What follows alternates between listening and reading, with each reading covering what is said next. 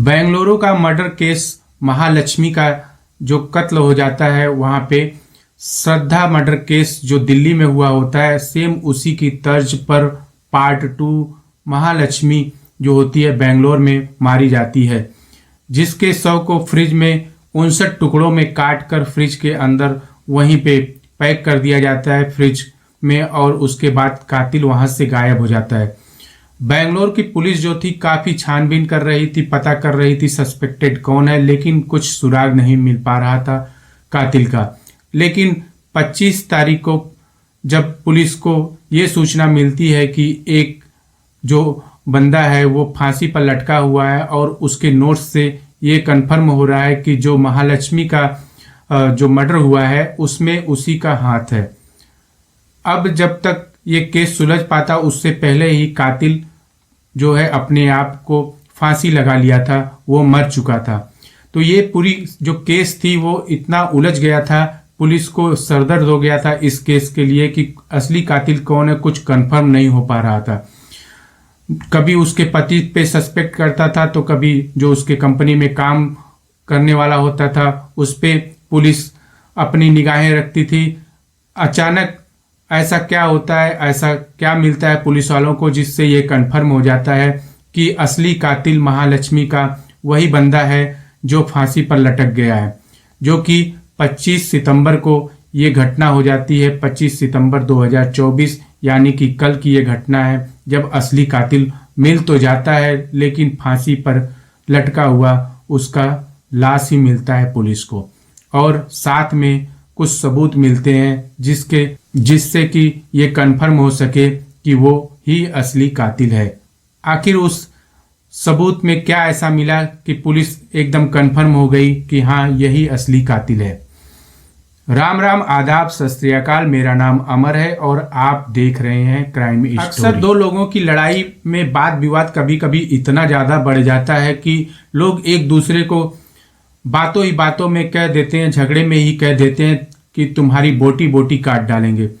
ठीक ऐसे ही बोटी बोटी काट कर महालक्ष्मी के लाश को, उसके शरीर को फ्रिज में डाल दिया जाता है, और वो भी 2-4 टुकड़ों में नहीं, 59 टुकड़ों में महालक्ष्मी के जो है टुकड़े किए जाते हैं, और उसके लाश को फ्रिज में डाल दिया जाता है। फ्रिज के अलग अलग खाने में अलग अलग शरीर के पार्ट्स पड़े होते हैं। जब पुलिस उस कमरे में पहुंचती है महालक्ष्मी के, जहां वो किराए पर रह रही थी, जब वह फ्रिज खोलती है पुलिस, तो ऊपर 2 पैर मिलते हैं, बीच में शरीर के पार्ट्स मिलते हैं, और सबसे नीचे महालक्ष्मी का सिर मिलता है, जो कि पूरे फ्रिज को एकदम से पैक कर दिया जाता है उसके कई टुकड़ों को रखकर।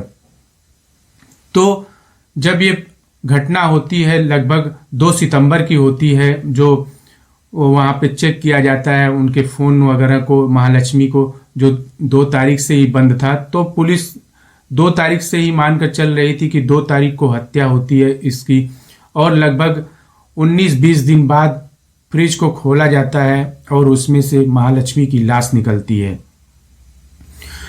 तब पुलिस जो महालक्ष्मी है उसके पति हेमंत को बुलाती है और हेमंत से पूछताछ करती है। हेमंत का भी जो जवाब होता है उससे पुलिस पूरी तरह संतुष्ट नहीं होती है, उससे कुछ कंफर्म नहीं हो पाता है कि हेमंत ने ही जो महालक्ष्मी का पति है उसी ने उसकी हत्या की है। ये नेपाल की रहने वाली लड़की थी महालक्ष्मी, और हेमंत जो उसका पति था, ये दोनों बेंगलोर में आए हुए होते हैं शादी के बाद। लगभग 3-4 साल पहले शादी हुई होती है और ये बेंगलोर शिफ्ट हो जाते हैं।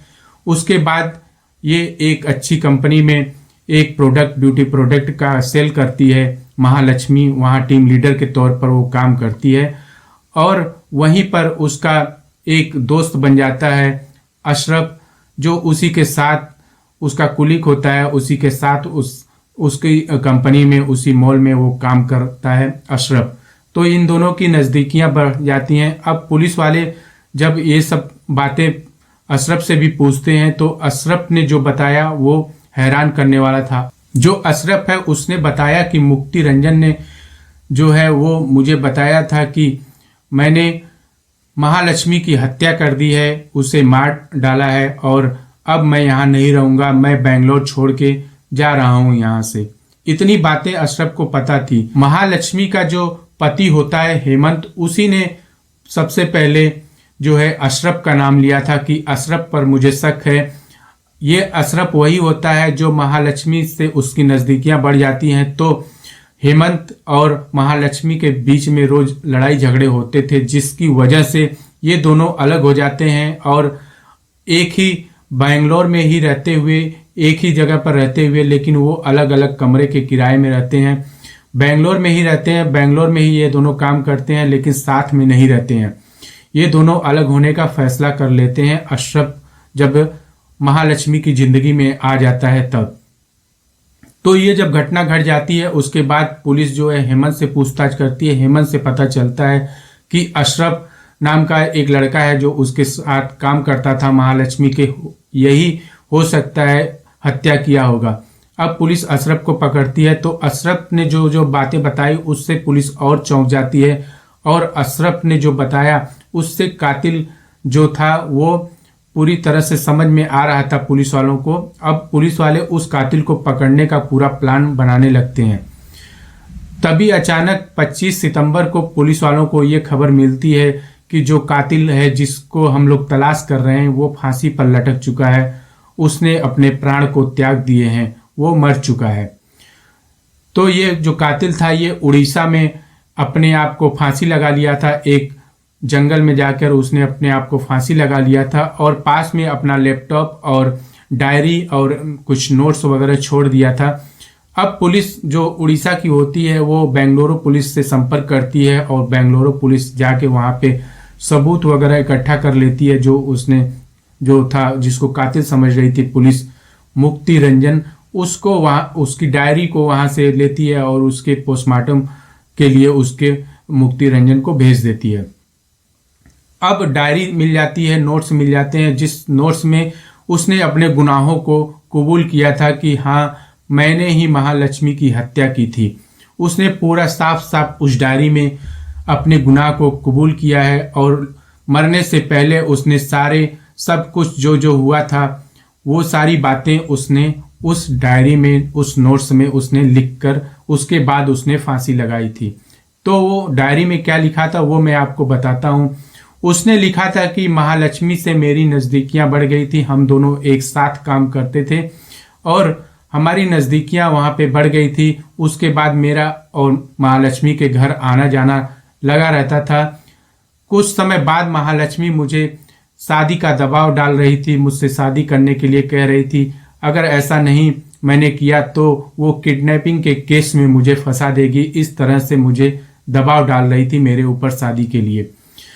लेकिन एक दिन ऐसा होता है कि हम दोनों घर पे ही होते हैं महालक्ष्मी के रूम पे और अचानक से किसी बात को लेकर बहस होने लगती है। बहस इतना ज़्यादा बढ़ जाता है कि वो हाथापाई पर आ जाता है और हाथापाई में ही जो है मुक्ति रंजन वो महालक्ष्मी के सर पर कोई भारी चीज से वार कर देता है, जिससे वहीं वो ढेर हो जाती है, वहीं मर जाती है। अब जो है मुक्ति रंजन वो सोचता है इसके लाश को कैसे ठिकाना लगाया जाए, तो उसे कुछ समझ में नहीं आता। वो बाहर जाके 2 ट्रॉली बैग लेके आता है, बैग लाता है और चॉपर लाता है। अब वो सोचता है इसके लाश के कई टुकड़े करके छोटे छोटे और बैग में भर के मैं इसके शव को ठिकाने पे लगा दूंगा। लेकिन वो उस समय घबरा जाता है, उसको लगता है कि अगर ट्रॉली बैग मैं घर से लेके गया कोई देख लिया तो गड़बड़ हो जाएगी, मैं पकड़ा जाऊंगा। इस डर की वजह से उसने लाश के 59 टुकड़े कर दिए। 59 टुकड़े करने के बाद उस लाश के कुछ टुकड़े जो कि पैर ऊपर वाले खाने में फ्रिज के रख देता है, बीच में उसके शरीर के छोटे छोटे पार्ट्स जो काटे हुए होते हैं उसको रख देता है और सबसे नीचे जो सर उसका काटता है लास्ट में उसको सबसे नीचे रख देता है और फ्रिज को लॉक करके उसके बाद वो वहां से बाहर का ताला भी लगा देता है और वहां से धीरे से निकल जाता है। इसकी खबर किसी को नहीं होती है, लेकिन 19-20 दिन बाद जब उस कमरे से महक आने लगती है, बदबू आने लगती है, तब पुलिस वालों को इसकी सूचना दी जाती है। मकान मालिक को ये बताया जाता है कि तुम्हारे घर में जो किराएदार रह रही थी महालक्ष्मी, उसके कमरे से बदबू आ रही है। तो इस तरह से इस केस में जो है पुलिस वालों को और मकान मालिक को और महालक्ष्मी के घर वालों को पता चलता है कि उस कमरे से बदबू आ रही है, मतलब कि महालक्ष्मी मर चुकी है और उसके जो शरीर है उस शरीर से वो बदबू आ रही थी। तो कमरे को खोला जाता है और अंदर का नज़ारा जो है वो देखकर सारे लोग एकदम से भौचक्के रह जाते हैं। सबको समझ में नहीं आता है जब फ्रिज का नज़ारा देखा जाता है तो पूरी कहानी में जो सस्पेक्टेड था वो अलग अलग थे। कभी हेमंत को पुलिस वाले सोच रहे थे कि इसने कत्ल किया है। हेमंत ने जिसका नाम लिया था अशरफ का, तो अशरफ पे शक जाता है और अशरफ ने जो नाम का खुलासा किया मुक्ति रंजन का, तो पुलिस मुक्ति रंजन की तलाश करने लगती है। मतलब कि जो महालक्ष्मी है वो अलग अलग समय पर अलग अलग लोगों के साथ वो रह रही थी, कब हेमंत के साथ, तो अशरफ के साथ और मुक्ति रंजन के साथ। तो पुलिस सारे एंगल को तलाश करने के बाद लास्ट नतीजा जो उसका निकलता है वो मुक्ति रंजन की ही खोज पर निकलता है। और जब तक पुलिस उसके फोन को ट्रैक करके उसके पास पहुंच पाती उससे पहले ही उसने फांसी लगा लिया। वो डर गया था कि अगर बेंगलुरु पुलिस और सारे पुलिस उसको ढूंढ रहे हैं तो आज नहीं कल वो पकड़ा जाएगा।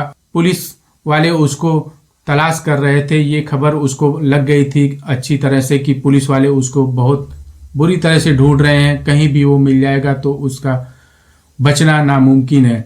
इस डर की वजह से वो उड़ीसा के एक जंगल में जाता है, झाड़ियों में, वहाँ पे पेड़ पर लटक जाता है, अपने प्राणों को त्याग देता है और वहीं पर वो सारे नोट्स वगैरह और लैपटॉप छोड़ कर जाता है। तो ये पूरी कहानी थी महालक्ष्मी का जो केस उलझा हुआ था। वो कल 25 सितंबर 2024 को ये केस सुलझ जाता है और पुलिस वाले इस केस की जो तहकीकात कर रहे थे उस तहकीकात को अंजाम तक पहुंचा पाते हैं।